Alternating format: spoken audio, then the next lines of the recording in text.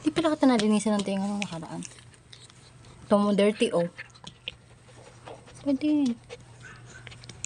Wala naman kayo magagawa. Dilinisan ko. Ay, naman. Ang dumi na ng tenga mo. Linis, mami, tenga. Di siya halata na marumi, kisig, pero marami ka palang sumpa dyan sa loob ng tenga mo, Tamo. Kadiri. Wait lang. I know. I know it's not comfortable, pero, I need to clean your ear. Your ears, I mean. Kabila. Patingin. Check ni mami yung mga ears mo.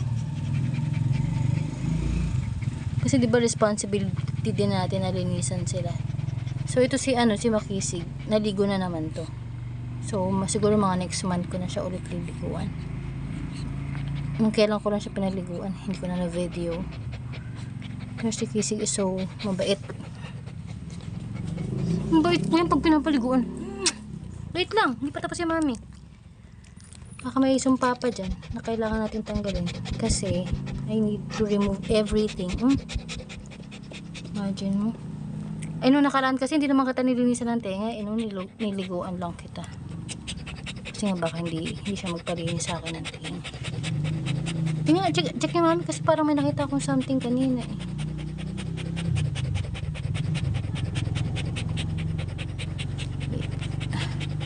Let's double check, no?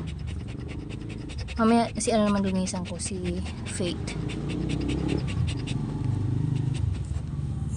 Very good naman tong si Kisig, no? Hindi masyadong gumagalaw, no?